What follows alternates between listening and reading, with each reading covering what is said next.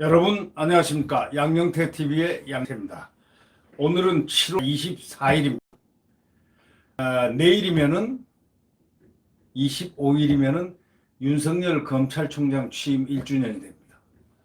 벌써 1년이 됐군요.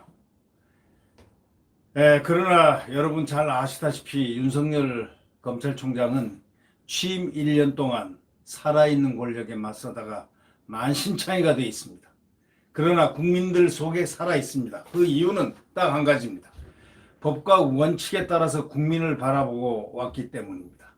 그가 비록 권력에 의해서 만신창이는 되었지만 추미애에 의해서 만신창이가 되고 청와대에서 만신창이가 되고 국회에 의해서 만신창이가 국회의 민주당에 의해서 만신창이가 되고 또 밑에 중앙지검에 의해서 이 항명도 받고 등등 해서 정말 살아있는 권력에 맞서다가 또는 자기 밑에 있는 중앙지검에도 항명을 받고 등등 해서 정말 만신창이가 된 지난 1년이었습니다. 정말 보기가 딱하고 보기가 윤석열 검찰총장을 생각하면 참으로 안 됐고 그 고뇌하는 모습이 가끔 비쳤지만 그에게 웃는 모습을 연상시키는 일은 전혀 없었습니다. 하여튼 윤석열 취임 1주년 내일이 25일입니다. 제가 방송을 갖다가 17일 날 작년 17일 날 했는데 윤석열 칼끝 어디로 향하나 그때는 윤석열 칼끝이 자유우파로 향한다고 거의 다 믿고 있을 때입니다. 근데 제가 그때 개국 방송을 하면서 윤석열 칼끝 어디로 향하나 해서 윤석열은 자유민주주의와 시장경제를 신봉하는 법치 수호자라고 제가 정의를 내렸습니다. 따라서 그는 대한민국을 향해서 대한민국을 위하여 국민을 위하여 갈 것이라고 제가 예언을 했습니다. 그런데 확실히 그 말 제가 생각했던 바는 맞았습니다. 그래서 오늘 1주년을 맞이해서 1주년 내일이니까 오늘 말씀을 드려보는 겁니다. 처음에 이 윤석열 검찰총장을 임명했을 때 정부 여당이 침이 마르도록 칭송을 했습니다. 그러나 조국 수사를 계기로 완전히 표변했습니다. 자기의 편을 수사한다는 살아있는 권력을 수사한다는 이유로 말입니다. 대통령은 뭐라고 그랬습니까? 임명장을 주면서 우리 총장님 살아있는 권력 그러니까 청와대도 민주당도 우리 편들 우리 이쪽 권력에 있는 이 모든 여기도 비리가 조금이라도 있다면 과감하게 수사하십시오. 비리를 아주 엄정하게 수사를 하라고 그렇게 당부를 했습니다. 저는 그런 생각을 했습니다. 또 자유우파의 찬바람을 불리게 하구나 이렇게 생각을 했는데 이렇게 윤석열 총장을 제가 연구를 했습니다. 뭘 연구를 했느냐? 이 윤석열 자체를 연구한 게 아니고 이 정권에서 정말 대한민국의 자유민주주의와 시장경제를 신봉하는 그런 사람들이 누구일까 하고 연구를 하기 시작했습니다. 하여튼 장관급 이상부터 심지어는 군인들 참모총장들까지 제가 혼자 생각을 해본 겁니다. 아무도 눈에 집히지 않았습니다. 그런데 윤석열 검찰총장이 눈에 탁 들어왔습니다. 이분에 대해서 내가 깊게 이렇게 한번 알아보는 데까지 알아봤습니다. 이 사람이 이 적폐청산의 주역이었는데 박영수 특검에 이렇게 픽업이 돼가지고 와서 그냥 원칙대로 하는 원칙검사라는 이유는 들었는데 이분이 검찰총장 되면은 앞으로 대한민국이 더 썰렁해지나 어떻게 되나 이렇게 생각한 나머지 윤 총장에 대한 부정적인 생각 플러스 조그만한 다행스러운 긍정적 생각이 솟구쳐 나오기 시작했습니다. 그 생각을 하면서 이런 생각을 해봤죠. 윤석열에 대한 얘기들이 그때 신문에 조금 나온 적이 있었습니다. 원래가 그 아버지를 보면은 대충 안다는 그런 얘기가 있는데 윤석열 검찰총장의 아버지가 윤기준 교수라고 연세대학교 통계학과 원로 교수다. 그리고 이 한국경제학회 회장을 하고, 그래서 윤기준 교수를 쭉 쫓아가 봤습니다. 한번 제 나름대로 찾아보고 물어보고 이렇게 했더니 그분은 자유민주주의와 시장경제의 열렬한 시장주의자, 또 자유민주주의자라는 사실이 저에게 탁 필히 꼽혔습니다. 아버지를 극복하는 아들은 별로 없습니다. 아버지를 소위 뒤엎는 아들은 이념적으로 별로 없습니다. 그래서 윤 총장에 대한 부분들을 이렇게 쭉 좀 알아보고 나름대로 하니까 나는 확신을 가졌습니다. 저는 확신을 가졌습니다. 그래서 몇 군데 그 훨씬 전에 내가 윤석열 총장에 대해서 좀 얘기를 저 후보자가 검찰총장 후보자라고 발령이 딱 난 게 7월 초경에 났으니까 저는 그런 생각을 하면서 이 윤석열 총장에 대해서 한번 내가 방송을 그럼 하면 안 되겠느냐? 다른 제목으로 해달라는 겁니다. 그 왜 안 되느냐? 그럼 어떻게 긍정입니까? 부정입니까? 아니, 긍정적으로 하고 싶어서 그런다고 깜짝들 놀랐습니다. 그래서 다 언짢아 뭐 별로 석연찮게 생각하고 하길래 접었는데, 그럼 내가 방송 17일 날 내가 개국을 해야 될 그런 6월 달에 내가 그 방송을 신청을 해놨으니까 17일 날 개국일 재헌절을 계기로 개국하자라고 생각을 했기 때문에 그날 윤석열을 소재로 해서 딱 한 꼭지를 했습니다. 윤석열 그 방송 하나만 했습니다. 윤석열 검찰총장은 프리드만 하버드 대학 경제학과 교수고 노벨상 수상자입니다. 하버드의 그 교수인 밀턴 프리드만이 쓴 프리 투 추즈라는 게 있습니다. 책이 있습니다. 선택할 수 있는 자유, 선택할 자유라는 그 책. 이거를 갖다가 그의 아버지가 서울 법과대학 입학했을 때 선물로 줬다는 그런 기사를 제가 얼뜻 봤습니다. 이거다. 이 책에 대해서 프리드만 책을 갖다가 제가 사서 또 이 컴퓨터로 쳐보고 해가지고 제가 사가지고 그걸 하루 종일 읽었습니다. 근데 놀랍게도 이 책은 자유민주주의와 시장경제, 그 다음에 그 공정, 정의가 들어가 있는 자유민주주의자들이 읽는 그 시장경제 원리를 바로 그걸 어떻게 정치시키고 순화시켜서 좀 더 낮게 발전을 시키느냐 하는 굉장히 좋은 책이었습니다. 이 세계적으로 각광을 받았던 이분은 노벨상을 수상받은 그런 저자입니다. 아버지가 윤기준 교수가 입학 선물로 이걸 줬다는 그런 기사를 이렇게 보고서 깜짝 놀라고 굉장히 내 가슴이 기분이 좋았습니다. 이 사람이 우리나라 구할 수 있겠구나. 이 암흑에 있을 때 나라를 구할 수 있는 사람이 누구일까? 라고 생각했는데 이분이 구하겠구나 라고 생각하고 방송을 그날 7월 17일 날 했습니다. 그리고 검찰총장에 취임된 거는 25일 날 취임했습니다. 25일 날 정식 발령 받고 26일부터 아마 근무 직무에 들어갔나요? 그렇게 알고 있습니다, 저는. 그런데 이분에 대해서 자유우파들은 굉장히 경원하는 마음을 가질 수밖에 없었죠. 왜냐하면 적폐 수사팀장을 했기 때문에.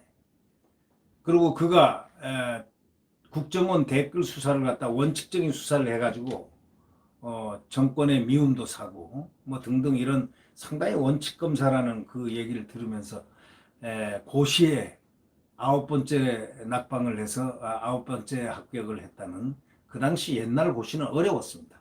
옛날은 조금 뽑기 때문에. 그러나 지금이야 뭐 고시 공부 좀 열심히 하면 보통 잘한다 하는 사람들은 다 법과대학만 들어가면, 로스쿨만 들어가면 다 변호사 되는 거 아닙니까? 거의 다. 그런 인식하고는 조금 다릅니다. 아주 어려웠습니다. 고시가 정말 고등고시와 아주 고시가 시험이 아주 어려운 시대에 낙방을 했다고 그러는데 9번 낙방에서 합격을 했다? 아, 이거 보통 사람 아니네. 한 곳을 갖다가 이렇게 좌절하지 않고 뚫을 수 있는 사람들은 신념이 없으면 그게 될 수가 없습니다. 통상적으로. 그래서 저는 이 윤석열 총장이 무언가 우리에게 큰 역할을 하리라 생각을 하고 윤 총장을 그때 7월 17일 날 개국방송에 내보냈습니다. 그러면서 잘 되기를, 잘 하기를, 대한민국을 잘 보유해 주기를 간곡히 혼자 마음으로 기대했습니다. 저는 지금까지 윤석열 총장을 직접 본 적이 한 번도 없는 사람입니다. 그런데 이 윤석열 검찰총장이 내일이면 취임 1주년을 맞습니다. 정권의 전폭적인 신임 받고 검찰 지휘봉을 잡았지만 조국 전 법무장관 수사를 계기로 살아있는 권력의 대척점에 서서 최근 추미애 법무장관의 수사 지휘권을 놓고 극심한 갈등을 겪으면서 공개 행보를 자제한 채 몸을 무척 낮추고 있습니다. 그는 검찰총장의 연연해서가 절대 아닙니다. 그가 검찰을 떠나는 순간 이 나라가 어떻게 된다는 걸 알고 있기 때문에 그는 굽히고 서 있는 것입니다. 그렇기 때문에 윤석열 검찰총장이 약해졌다는 이번 요 근래 얘기를 듣고 저는 그렇게 생각 안 했습니다. 저는 방송에서도 이거는 가장 중요한 시기에 그가 희생하고 있는 바로 그가 검찰총장으로 앉아서 존재하는 그것만으로도 대한민국이 견인된다. 후배 검사들이 일단 검찰총장이 한번 치고 나간다든가 이렇게 된다면은 어떤 문제가 생기느냐. 그 다음에 검찰총장에 오는 사람은 뻔할 뻔짜다. 왜? 윤석열과 정반대되는 사람을 보낼 것은 당연한 거 아니겠습니까? 심지어는 누구일 것이다 라는 얘기까지 지금 시중에 확 돌고 있는 판인데, 그래서 결국 이 윤 총장은 혼자서 모든 풍상을 맞으며 정말 참 힘들게 지금 존재하고 있습니다. 취임 1주년 메시지도 따로 내지 않을 것이라는 전망이 지금 우세합니다. 왜? 여기에서 칼 맞고 저기에서 칼 맞고 여기서 칼 맞았는데 무슨 취임 1주년을 어떤 메시지를 전할까요? 전할 메시지가 뭐가 있을까요? 그의 메시지는 그의 마음속에서, 그의 정신 속에서 아주 광의로 빛나고 있습니다. 그러니까 말하지 않아도 그의 메시지는 국민들이 다 알고 있다. 이렇게 생각하면 되고, 그가 표현하지 않아도 국민들은 그를 다 이해하고 있다. 라는 바로 이러한 역도 성립합니다. 지금 역대 검찰총장들이 보통 취임 1주년을 맞이하면 그간의 성과를 점검합니다. 그리고 지난 1년 동안 운영 방침, 자기가 운영해왔던 소위 리더십의 방향을 바꾸기도 하고 또 리더십에 대한 어떤 역할을 플러스하기도 하고, 그렇지만 시류에 따라서 검찰 취임 기념사를 내지 않는 경우도 적지 않습니다. 메시지를 내지 않는 것 자체가 메시지일 수가 있으니까 말이죠. 그러니까 결국 윤 총장의 메시지가 없다면은 저는 이렇게 생각하겠습니다. 취임 1주년을 맞이해서 메시지가 없다면은, 만약에 메시지 없는 것 자체가 메시지고, 만약에 메시지가 나온다면은 폭탄이 나올 것이다. 이렇게 예측을 합니다. 폭탄 아니면 없는 메시지. 윤 총장은 우리 국민들이 다 알다시피 이 사우나에 가면 냉온탕 있지 않습니까? 냉온탕을 한 분이고 롤러코스터를 탄 분이고 또 다사다난했다고 이런 용어로 그를 대체할 수가 있습니다. 정치권에서도 외부의 시선이 재임기간 이렇게 극단적으로 달라진 사례가 없었습니다. 실제 윤 총장은 문재인 정부의 전폭적인 지원을 받아 승승장구했지 않습니까? 2017년 문재인 대통령은 취임 직후에 이른바 돈봉투 만찬 사건에 연루된 이영렬 서울중앙지검장을 좌천시켜버리고 그 자리에 윤 총장을 발탁을 했습니다. 이전 지검장하고 윤 총장의 사법시험 기술 차이가 5기수였는데도 대단히 파격적인 인사조치를 했습니다. 청와대는 최순실 게이트, 추가 수사 및 공소유지를 인사 이유를 밝힘으로써 박근혜 정권 수사의 공로임을 우회적으로 인정을 했습니다. 그래서 우파들, 자유우파들은 참으로 싫어했습니다. 윤 총장은. 물론 저는 더 싫어했습니다. 그러나 지난해 7월에 검찰총장으로 초고속 승진하고 그리고 전임 문무일 총장과 역시 5기수 차이가 있는 기수 파괴 인선이었습니다. 문 대통령의 확고한 신임이 없었다면 어떻게 이 5기수 차이가 있는 기수 파괴의 어떤 인선을 하면서 거기에 검찰총장으로 올라갈 수 있었겠습니까? 문 대통령의 확고한 신임이 있었기 때문에 그랬습니다. 그런데 조국 사건 이후에 문 대통령은 윤석열 검찰총장을 향해서 그 시선은 아주 매서운 시선이었다. 아주 차가운 겨울의 시선이었다. 삭풍이었다. 광야의 삭풍과도 더 심한 시선이 그에게 왔을 것이다. 그런 생각을 합니다. 윤 총장은 자신과 가까운 특수통 검사들을 핵심 요직에 전면 기용하면서 검찰 조직을 장악했습니다. 법조계 안팎에서는 윤석열 특수부를 중심으로 한다는 그런 비판적인 소리도 많이 나왔습니다. 그럼에도 불구하고 민주당과 여권 인사들은 청렴이라든가 대쪽 강직하면서 막 윤 총장을 띄우면서 윤 총장을 그렇게 화로했습니다. 그렇게 띄워주고 환호함에도 또 문 대통령도 살아있는 권력이라도 성역 없이 수사하라고 힘을 계속 실어줬습니다. 그렇지만 청렴한 검사에서 역대 최악의 총장으로 지금 역사는 바뀌었습니다. 왜?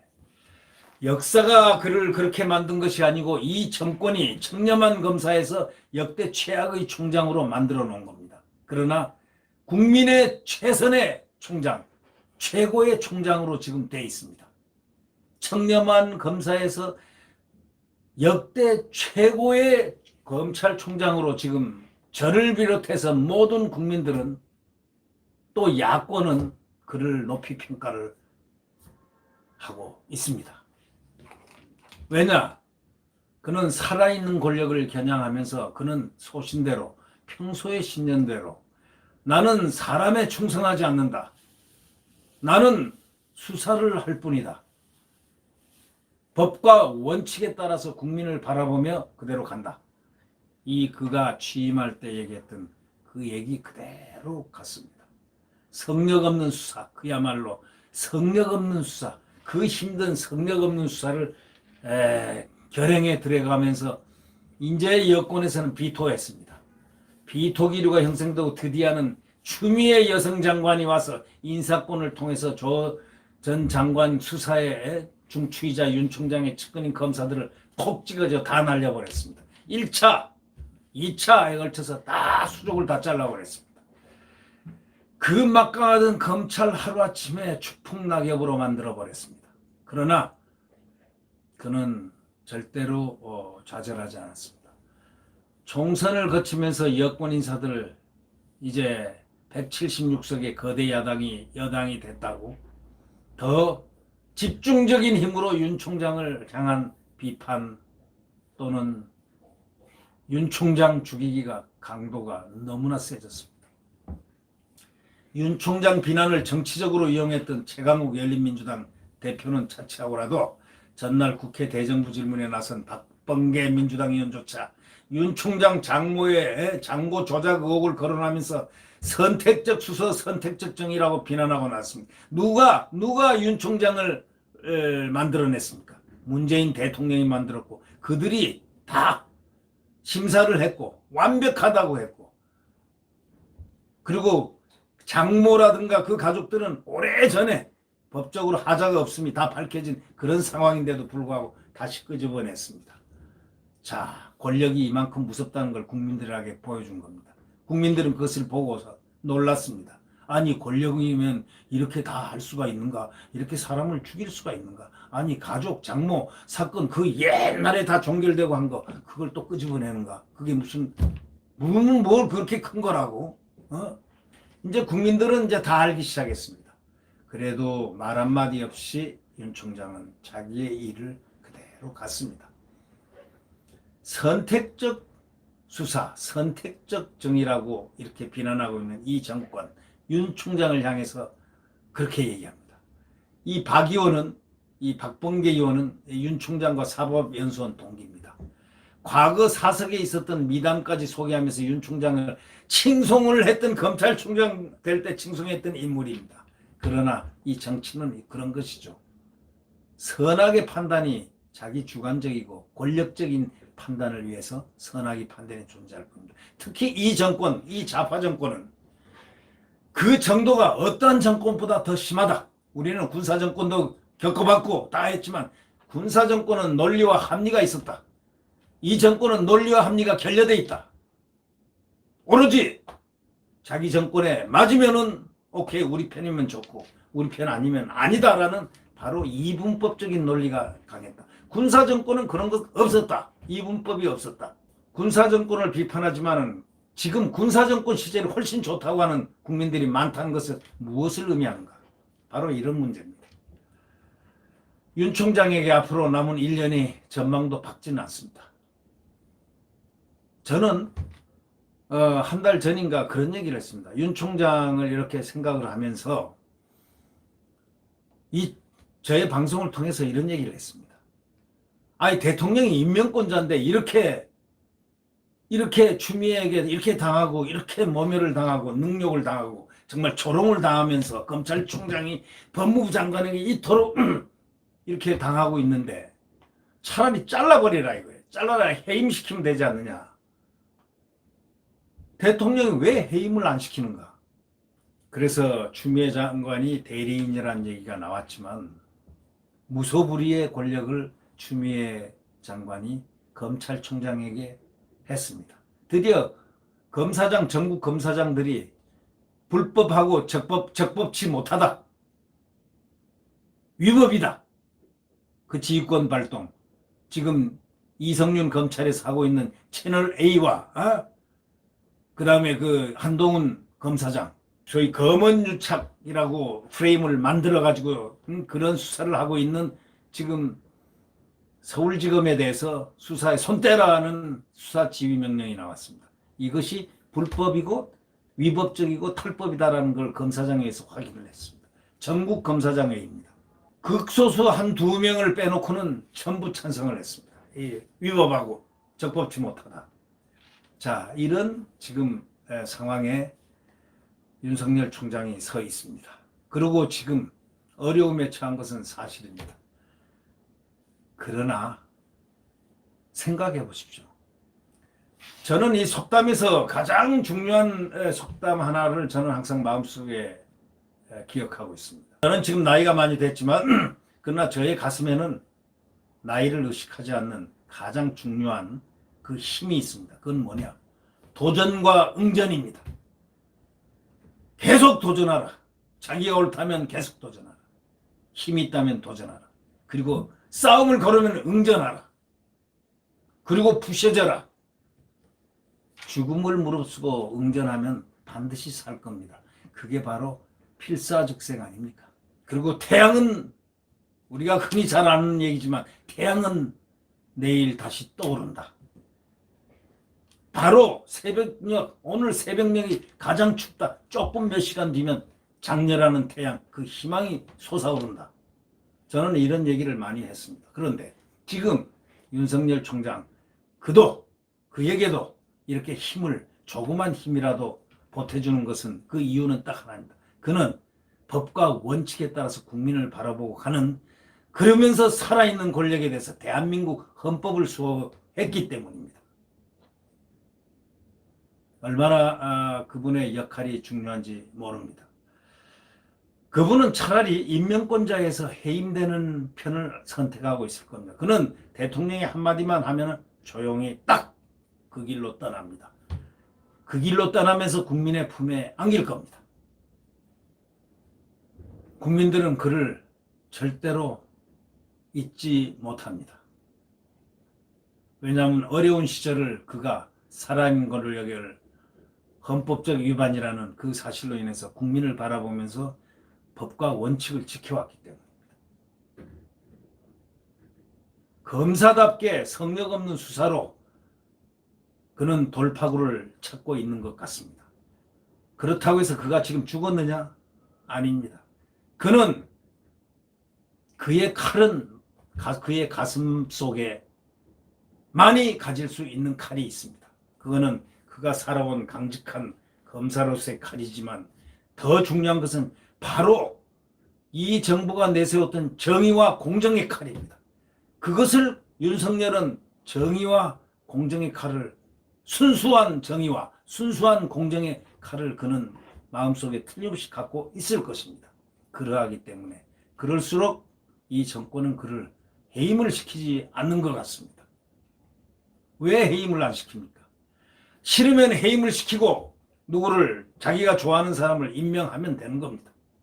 저는 이 윤석열 취임 1년을 맞이해서 살아있는 권력에 맞서다가 만신창이가 된 이런 윤석열 총장이 결국 결과적으로 만신창이가 아닌 대한민국 헌법을 갖다가 수호하는 수호자로서의 지금 이 정권에서 유일하게 혼자 버텨내고 있다라는 그런 점을 중시하고 있습니다.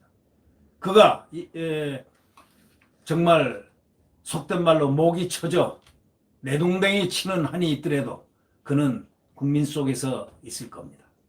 그렇기 때문에 그는 아무런 두려움 없이 그의 길을 갈 겁니다. 취임 1주년 그는 메시지를 안 내놓을 겁니다. 함에도 불구하고 국민들은 그에게 메시지를 내놓고 있습니다. 국민들의 메시지, 윤석열을 향한 메시지가 바로 중요한 것이죠. 그것이 윤석열 넘버원 이겁니다. 다른 거 없습니다. 윤석열 넘버원. 윤석열의 정의, 윤석열의 공정, 윤석열의 법, 윤석열의 원칙, 바로 국민을 바라보고 가는 것 그 넘버원 이렇게 하는 것입니다. 네, 구독 버튼과 엄지를 눌러주시면 고맙겠습니다. 오늘 하루도 즐겁게 지나시기를 바랍니다. 네, 안녕히 계십시오. 구독 버튼과 엄지를 눌러주시면 고맙겠습니다.